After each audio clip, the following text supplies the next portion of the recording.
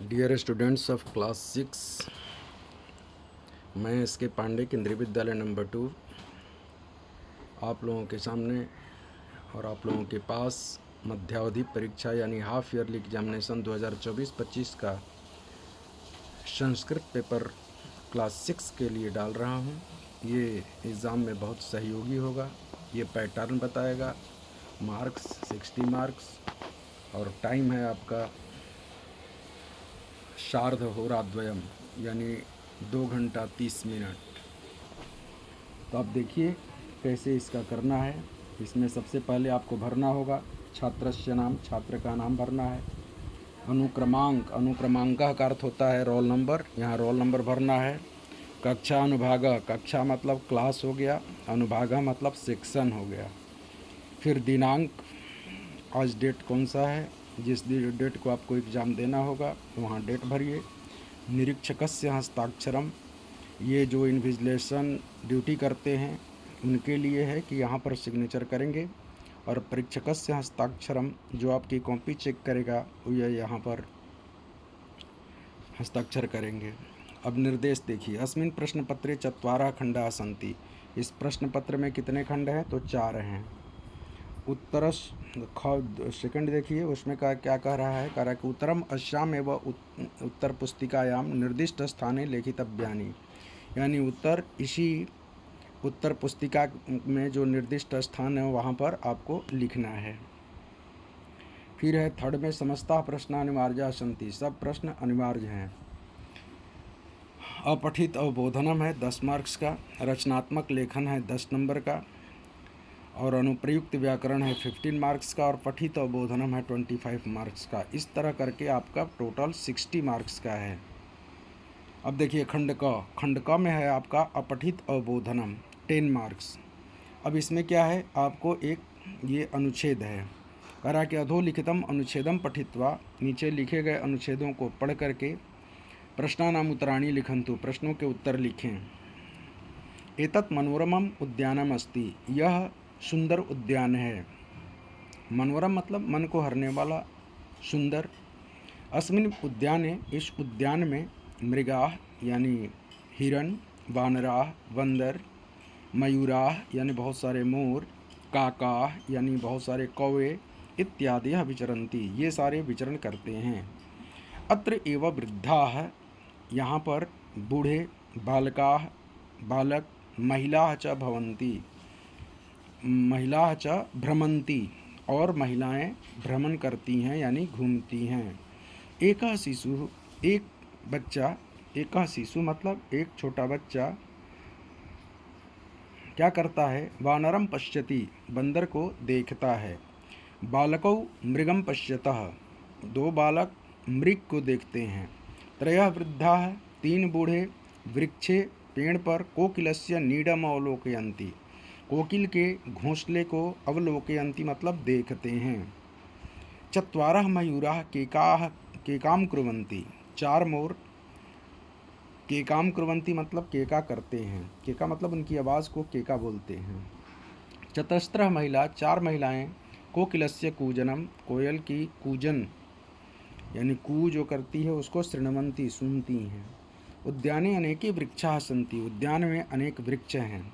तत्र वृक्षेषु, उस पेड़ पर, उन पेड़ों पर, खगाः तिष्ठन्ति यानी खग यानी पक्षी रहते हैं।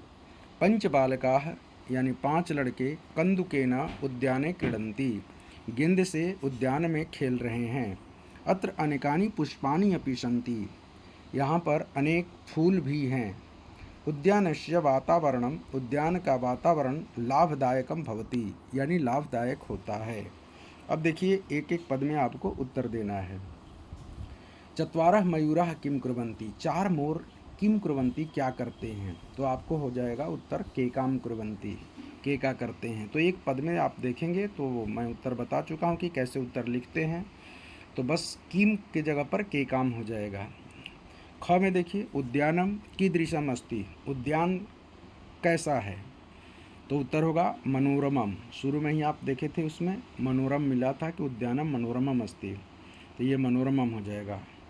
ग में प्रश्न कह रहा है कि कौ मृगम पश्यतः, कौन 2 मृग को देखते हैं तो बालकौ हो जाएगा, बालक देखते हैं। घ में है उद्यानस्य वातावरणम कीदृशम भवति, उद्यान का वातावरण कैसा होता है, तो उत्तर हो जाएगा लाभदायकम भवति। अब देखिए पूर्ण वाक्य न उत्तर, पूर्ण वाक्य में उत्तर देना है। क में है खगाः कुत्र तिष्ठन्ति, पक्षी कहाँ रहते हैं, तो खगाः वृक्षेषु तिष्ठन्ति। खग यानी पक्षी कहाँ पर रहते हैं, तो वृक्षेषु तिष्ठन्ति, पेड़ों पर रहते हैं। ख में है के नीडे अवलोकयन्ति, कौन है जो नीडे यानी घोंसले को अवलोकयन्ति यानी देखते हैं, तो त्रयः वृद्धा नीडे अवलोकयन्ति, 3 बूढ़े उस घोंसले को देख रहे हैं। भाषी कार्य में अब देखिए, भाषी कार्य थर्ड वाला थोड़ा सा कठिन होता है, इसमें खाली कुछ नहीं, बस कर्ता क्रिया को पहचानना होता है।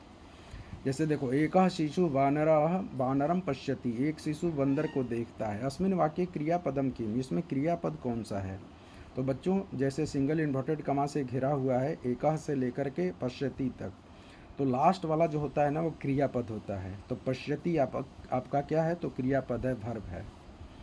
ऐसे ही कर्ता जब चुनना होगा तो सबसे आगे वाला रहता है, अधिकांशतः 80-90%। ऐसे संस्कृत में तो कहीं भी रह सकता है, लेकिन अधिकांश आगे ही रहता है सबसे।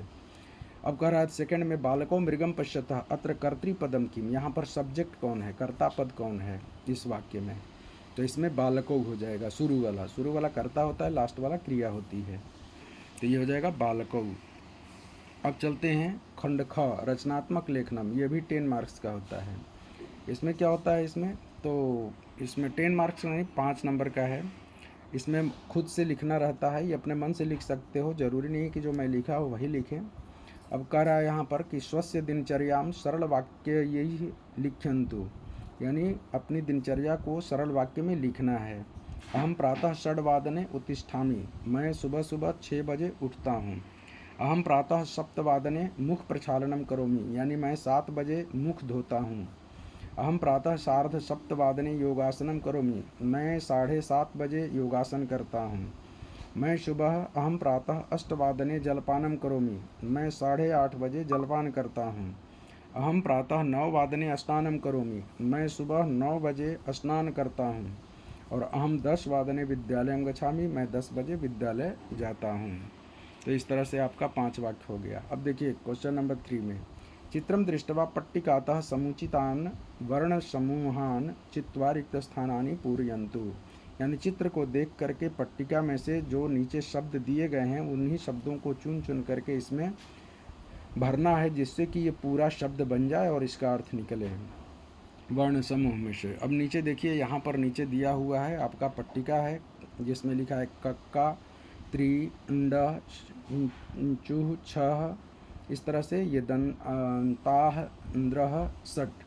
तो अब इनको प्रयोग करना है कि कहाँ पर कहाँ, जैसे पंकजम हो गया। अब शुंडह, यहाँ पर शुंडह मतलब शुंड हो गया। दंता यानी दांत हो गए। त्रिशूलम यानी त्रिशूल हो गया। ढक्का यानी डमरू हो गया। यहाँ पर चंद्रा हो जाएगा और यहाँ पर वृक्ष हो जाएगा। और ये चंचू यानी चोंच, और अष्ट यानी 8, और शंखा यानी शंख। तो इस तरह से ये बन जाते हैं। ऐसे ही खंड ग में देखिए, अनुप्रयुक्त व्याकरणम, इसमें क्या है, वर्ण संयोजनेन पदम लिखत, वर्ण संयोजन करके आपको पद को लिखना है। जैसे च अ स अ क अ च स कह, ऐसे ही ह ई से ही हो जाएगा, म आ से माँ हो जाएगा, ल अ से ल हो जाएगा, और य अ से हिमालय बन गया। ऐसे ही ये हो जाएगा कंदुकम, क अ क कंदुकम, ये इस तरह से बन जाएगा। ऐसे ही दाशरथी बन जाएगा। तो इस तरह से बच्चों ये ज़रूर आएगा आपके एग्ज़ाम में इस तरह का। ये ज़रूर नहीं कि यही आएगा, लेकिन इसी तरह का आप प्रैक्टिस ज़रूर कर लें, वर्ण संयोजन का और वर्ण विच्छेद का दोनों, क्योंकि दोनों ज़रूर आएंगे आपके टेस्ट में, ये हाफ ईयरली में, तो इसको देखना ज़रूरी है। ऐसे ही वर्ण विच्छेद है, वर्ण विच्छेदम कृत्वा लिखत, वर्ण को विच्छेद करना है। क्रीड़ा को कैसे लिखते हैं, तो क र ई ड आ। ऐसे ही दृष्टा का जो होगा वो मैं लिख चुका हूँ। प्रगति ही, वो भी मैं लिख दिया हूँ। ध्वनि, उसका भी मैं लिख दिया। तो इस तरह से आपको करना है। क्वेश्चन नंबर 6 देखिए, उदाहरण अनुगुणम अधोलिखितेषु वाक्येषु पट्टिकातः उचितैः पदैः रिक्त स्थानानि पूरयन्तु, उचित पद से आपको रिक्त स्थान की पूर्ति करना है। जैसे कौन कौन से शब्द आपके दिए हैं, त्वम है, युवाम है, यूयम है, अहम है, आवाम है और वयम है। त्वम का अर्थ तुम होता है, युवाम मतलब तुम दोनों, यूयम मतलब तुम सब, अहम यानी मैं, आवाम यानी हम दोनों, वयम यानी हम सब। तो क में देखिए क्या हो जाएगा, आवाम शिक्षकौ अस्वः, यहाँ पर आवाम हो जाएगा। फिर ख में हो जाएगा अत्र अहम अस्मि, क्योंकि उत्तम पुरुष के एक वचन में अहम है तो अस्मि हो जाएगी क्रिया। ऐसे ही ग में मंचे यूयम नर्तक्यः अस्थः, मंच पर हम, तो यूयम मतलब तुम सब नर्तक हो, डांसर हो। ऐसे ही घ में हो जाएगा सभायाम युवाम गायिके अस्थः, सभा में तुम दोनों गायिका हो। विद्यालय वयम अस्मः, विद्यालय में हम सब हैं। विद्यालय त्वम चिकित्सका अस्सी, विद्यालय में तुम चिकित्सका हो यानी डॉक्टर हो। ऐसे ही क्वेश्चन नंबर 7 देखिए, कह रहा कि निम्न वर्णानाम उच्चारण स्थानानि कोष्ठकात लिखत, निम्न वर्णों के उच्चारण स्थान को कोष्ठक से चुन करके लिखना है। जैसे प का उच्चारण स्थान क्या है, तो ओष्ठौ, ओष्ठ, ओठ से। जैसे प का बोलेंगे ना, आप खुद बोल करके देखेंगे तो आपके ओठ दोनों बाहर निकलते हैं, इसलिए उसका उच्चारण ओष्ठ से होता है। आपको याद करने की ज़रूरत नहीं है, अपना खुद प का उच्चारण कीजिएगा मुंह से, और आपका देखना कि ये प दोनों ओठ सट जाता है, प, फ, ब, भ, म, पांचों वर्णों में आपके ओठ से, तो ये सब पांचों वर्णों का उच्चारण ओठ से होता है। ये श है, तालव्य श, इसका तालु से उच्चारण होता है, इसलिए तालव्य बोलते हैं। तालव्य श, मूर्धन्य श और दंत श, तीन होते हैं, तो इसका तालु से, मूर्धन्य श को मूर्धा से और दंत श को दांत से, क्योंकि इसको उच्चारण में ही बोलते हैं। तालव्य श तालु से होता है। इस तरह से ई का उच्चारण ईचुषानम तालु, यानी इसके भी उच्चारण तालु से होते हैं। थ का उच्चारण किससे होता है, तो दंता, दांत से। ख का उच्चारण कंठ, कंठ से। ख का उच्चारण खुद करके देखेंगे आपको पता चल जाएगा। थ का बोलेंगे तो देखना, थ जो होता है ना, वो जीभ जा करके दांत के पास टच करता है, तो दांत से उच्चारण होता है इसका, तब बाहर आवाज़ आती है थ की। त, थ, द, ध सब के उच्चारण दांत से होता है।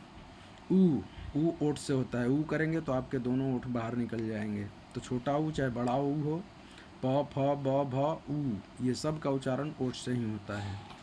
क्वेश्चन नंबर 8 देखिए, इसमें क्या है, कह रहा कि निम्न शब्दानाम एक वचने द्विवचने बहुवचने परिवर्तयत, शब्द का एक वचन, द्विवचन और बहुवचन में परिवर्तित करना। जैसे बालका तो बालकौ, बालका हो गया। बालिका है तो बालिका, बालिके, बालिका। ऐसे ही पुस्तकम है तो पुस्तके, पुस्तके, पुस्तकानि। अब चलते हैं खंड घ की ओर, पठित अवबोधनम। उसमें क्या करना है, 25 अंक का है ये। करा कि परस्परम संबद्धानि पदानि संयोजयन्तु रिक्त स्थानेषु पूरयन्तु च, परस्परम संबंध पदों को जोड़ना है और रिक्त स्थान की पूर्ति करना है। तो कमलम, तो कमल क्या करता है, विकसति, विकसित होता है।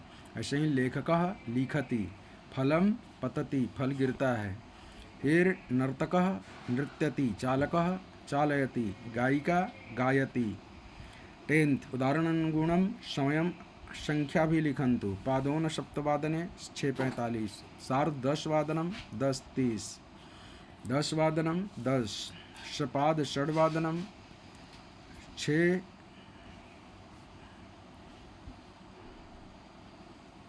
15, 6:15, सार्ध चतुर्वादनम 4:30, पादोन एकादश वादनम 10:45।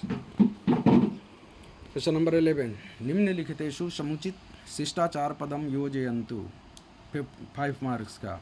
ये सारे वर्ड्स दिए गए हैं, इससे भरना है आपको। क सा दुर्बलानां फिल इन द ब्लैंक्स करोति, सेवां करोति। सर्वेषु प्राणेषु फिल इन द ब्लैंक्स भवतु, दया भावः। सर्वे छात्राः पाठशालायाः फिल इन द ब्लैंक्स कुर्वन्तु, नियम पालनं कुर्वन्तु। वयं सर्वे अतिथीनां फिल इन द ब्लैंक्स कुर्मः, सत्कारं कुर्मः। अतिथियों का क्या करते हैं, सत्कार करते हैं। परस्परम छात्रेषु भवतु, मैत्री भावः भवतु। आपस में छात्रों में क्या होना चाहिए, मित्र भाव होना चाहिए। सभी प्राणियों पर दया करनी चाहिए। सर्वेषु प्राणेषु दया भावः भवतु। सा दुर्बलानां, वह दुर्बलों की क्या करता है, सेवां करोति, सेवा करता है। क्वेश्चन नंबर 12, उदाहरण अनुसृत्य उचितेन पदेन रिक्त स्थानं पूरयन्तु। नायिका नृत्यति, नृत्य से क्या हो जाएगा, नृत्यति। तो बालकः लिख से लिखति। छात्रौ तो क्रीड से क्रीडता, क्योंकि 2 छात्र हैं इसलिए क्रीडति क्रीडता द्विवचन में।